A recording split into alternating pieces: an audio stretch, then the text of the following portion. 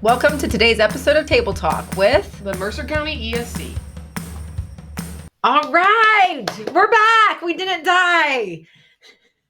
And we have a new visual of us. So we always see the TikTok podcast people, and they always have like two separate cameras. So we're going to try that out today. So you can talk now, Emily. Okay. This is one of Lindsay's babies. It's been like over 2 months since we last recorded. So you probably all just assumed, all 8 of you, probably assumed that we died at our half, and we didn't die. We didn't. It was great. No, we have 2 very different experiences. We finished, and it was phenomenal. Nope. Okay, go ahead. Tell them. Well, those of you who know Lindsay, she has a positive attitude for everything. And listen, I'm all for it, being positive, but like I still have a physical body that is only capable of so much. I can be positive and think, I'm going to climb a mountain, but like my body's going to give out at some point. So Lindsay, we get to the starting line. She's like, okay, we're going to do this together. I'm like, but we're not. I have my headphones, like we're not going to do this together. And the other thing that you need to know about me is Lindsay can convince me to do just about anything. So I was like, fine. So we start, guys, when I tell you that I sprinted for 4 miles. It was not. No, it was a sprint. Her little gazelle legs were like, pew, pew, pew, pew, pew. And I'm like, doom, doom, doom. It was like an elephant chasing a gazelle. If that's the visual you want, it's like an elephant chasing a gazelle. So finally at the end of mile 4, I think, or maybe mile 3, I forget. But I saw the Lord. I saw whatever spiritual being you believe in. I saw, and I'm like, if I don't stop, I am going to die. So I had to, with heaving breaths, tell Lindsay to go on without me. But I did finish. Let's be honest. She was annoyed with me because I was talking the whole time, and she was like, I'm done with this.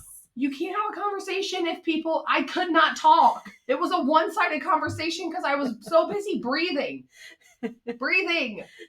So we decided to share with you that we did not die, and we both finished, just not at the same time. And she said we're hiding whose time is whose. That's right. You can guess. Yes. Yeah. We aren't going to share whose time is whose. You can guess. Just take a wild guess. We wanted to let you know that we did live. And these are some nice pictures of us too. Do we have to add yet? All right. Check out this background. Doesn't it look nice, Emily? I don't get paid enough. It looks so nice. So the reason we have this background is because we have to update you with the wonderful recipe that I made. Emily? Well, Lindsay was going to make her cauliflower wings. Yes. She was very motivated. She was and maybe still is eating plant-based during the week. No, not really. No, okay. No. Okay. I didn't know. I didn't want to out you in front of everybody. No, I tried it. I'm having a tough time. So I found this recipe on TikTok, and I needed the panko breadcrumbs, if you remember. And Emily was at Walmart, and I asked her to pick me up some. And listen, so I sent the text, right? What do you need? Italian or original? I don't know. Whatever other varieties panko come in. I was not anticipating there to be varieties. I don't bread a lot of things. And she didn't respond. So I thought, she's putting this on cauliflower. We probably want as much spice as we can get because the cauliflower tastes like the earth. So I grab Italian. Have you ever exchanged breadcrumbs at Walmart? I have. If you don't remember from 2 months ago, I exchanged breadcrumbs at Walmart. So as to not and I did not tell her to. I didn't tell you. No, she didn't ask me to. She didn't ask me to. No, I did not. That's how much I And I didn't know that she bought the Italian. But I would have probably just taken both of them. I mean, what were they, like $3? Yeah, well, she had Italian maybe breadcrumbs 2. at home. I did have Italian breadcrumbs at home. So anyhow, here's an update. They turned out very good. I really like them, but they are a pain in the butt to make. Have you made them before, Emily? No, never made them. I've ordered them at B-Dubs and they were really good, but yeah, they're better when somebody else makes them for you. Yeah. So I would maybe make them again, but they are truly a pain in the butt. They take a long time because you have to like dip them, bread them, dip them, bake them. Then you have to shake them. Such a dweeb. Why isn't the So, recipe on this page, Lindsay? I know. Okay, so I also tried to find the recipe, and I couldn't remember if I just like Googled it or if I got it on TikTok. And then I was like, "Oh, come on! I know myself better than that." I definitely got it from TikTok. So I looked it up, I found it, and I was having too hard of a time putting it on here. So if you want the recipe, just TikTok it. So here we are sharing resources with you that we don't have. Yeah, no, but I'm telling you, we're better at education. You can go to Google, and they have recipes that are probably easier than the one that I had. But if you want to try it, it's definitely worth a try. I just took up too much time. All right. As you can see, we have a new background. Scenic background. Was my hand over there? Yep, there it is. Her hand is in my window. We're sitting right beside each other. Yes. In two separate windows. Because we like this recording much better. So if you don't know, our office is located on Grand Lake, St. Mary's. So we decided to come outside to do this segment.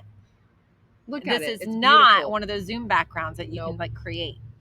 Nope, it's our Grand Lake. There's some baby ducks behind us. They're growing so quickly. I know, they are growing fast. Yeah. I noticed that today. They grow really fast.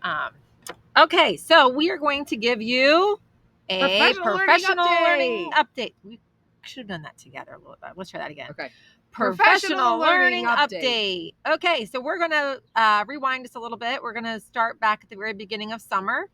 And at the beginning of summer, we did our first 412 dyslexia training at Lincoln View. And we had around 35 teachers complete this training with us. And we are very grateful for them. Explain why, Emily. Yeah, they gave us so much grace. I mean, we can do the K-3 dyslexia in our sleep. We were a little anxious about the 4 through 12 because first of all, that's a big span of educators to cover, right? 4th grade through 12th grade is a big difference between those teachers and the students they serve. And then also, obviously, we haven't done that yet. So they were very graceful with us with any typos that we had. They helped us find those. But they also helped us come up with some really good ways to modify it to make it even more beneficial and useful for the rest of our 4 through 12 that we're doing in-house this summer. So we are incredibly grateful for their grace and their insight when it comes to the content and the material. Yeah, like one example is like in the K-12, we really focus on like the word recognition side of the rope. With 412, we realized very quickly that we did not have to go into depth with that, and that we kind of needed to flip-flop things. Yeah. Wouldn't you say? Yeah, so if anyone did our K-3, it was very heavy on the front end that first day with a lot of phonological awareness and things like that. And so for our 4 through 12, it's going to be more bottom heavy with more language comprehension and the morphological components. And Lincoln View really helped us a lot to understand that and opened our eyes to kind of what the teachers will need at this secondary level. Yeah, so we had that.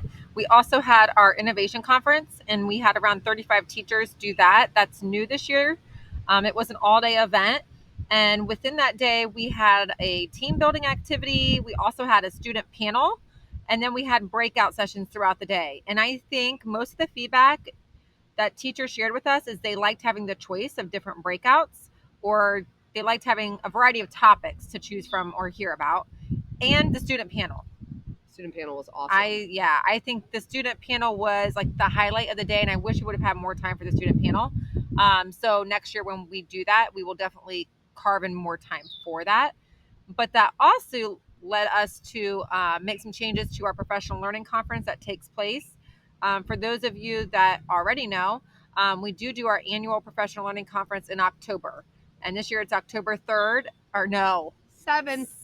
Sorry, that 7th. was last year. Our October professional learning 7th. Conference is October 7th. I mean, October I did know 7th. That. And it's going to be in person at New Bremen all day. So we are super pumped about that because teachers will be able to collaborate with each other. We have a keynote with Thomas Murray, and then we are going to have a student panel incorporated into that day as well.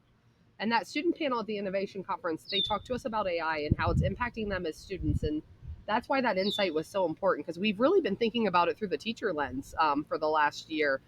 So getting some insight from them regarding how it impacts them as students was incredibly insightful, even for the elementary teachers that were present.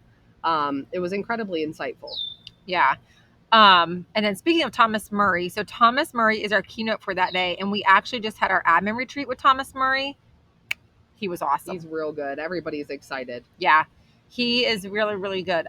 We actually did his book study. We're doing a book study right now, Personal and Authentic. And I know you guys have seen this in all of our other podcasts. But we finished one book study in the spring, and then we have one going on right now. So we'll have around 40 to 50 teachers that will have completed that, and we will run another round of that at the beginning of the school year. And the feedback that we're getting is that teachers are loving this book because it's an easy read and it has practical ideas with things that they actually want to make changes to in their classroom. And that's what's cool about Thomas Murray is he's not like your conventional motivational speaker. You do walk away feeling good, which I think is what a lot of us need right now. But he also embeds, some pedagogical approaches and some ways that you can improve relationships, which will in turn improve your teaching. So that's I really appreciate that about Thomas Murray is that it's not just fluffy and touchy feely and make your heart feel good. It does do that, which is what we need, but it also has a component to it that can help us better our practices. Yeah. And with that being said, we were like, oh, we need to incorporate some kind of quote within our podcast, like we always do. And so I decided I would just pull from my book, and I opened it up directly. I didn't even have to flip a page. Guys, did I? she's amazing. I opened it up. So no, I was not amazing. I was just fortunate enough to come to this page. Page 135. This is what it says. As a teacher who uses technology in your classroom, it's easy to get focused on the what you are using the technology for. In order to truly leverage time on screens to the fullest, teachers should also focus on the why and ask whether the tool truly adds to the learning experience. Which, Emily? Yep, I'm going to show you a Morpheme GPT that I built to help our 4 through 12 teachers with dyslexia. All right, so we wanted to show you a tool that we built to help our secondary teachers with language instruction. That was a big piece of feedback we got from our teachers at Lincoln View was this is awesome. We really want to figure out how to embed this within our classrooms. And there is still kind of a gap in resources for secondary teachers. So we talked about GPTs and AI at our innovation conference. And so it got our wheels turning. And so we built this Morpheme lesson planner. And really the only background that you need to know is that when you build a GPT, you can pump it full of the information you want it to draw from. So we gave it a scope and sequence. We gave it the Ohio Learning Standards. That way we know it's just not pulling from the abyss of the internet. So that's essentially what happens when you create a GPT. You also coach it to make sure that it prompts the appropriate people to bring up the appropriate things that they want. So can I get a lesson? And you'll see an example of that here.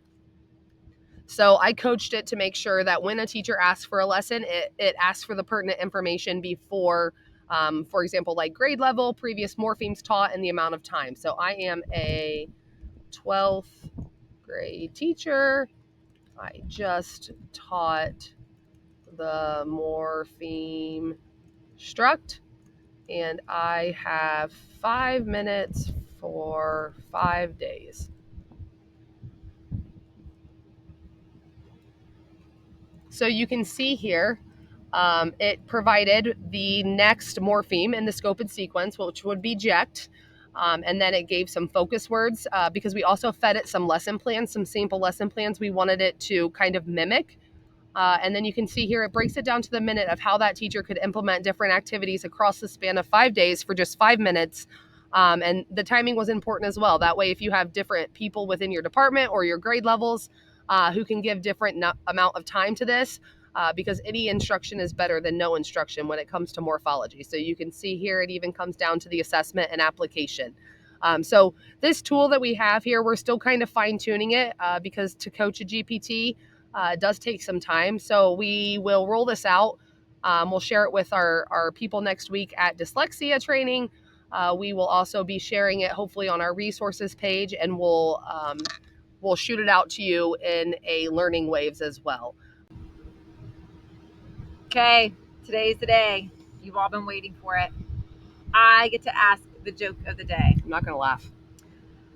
Why did the biology teacher break up with the physics teacher? Okay, don't say it. Don't say it. Don't say it. I don't know. There was no chemistry. Give it a real laugh, Emily.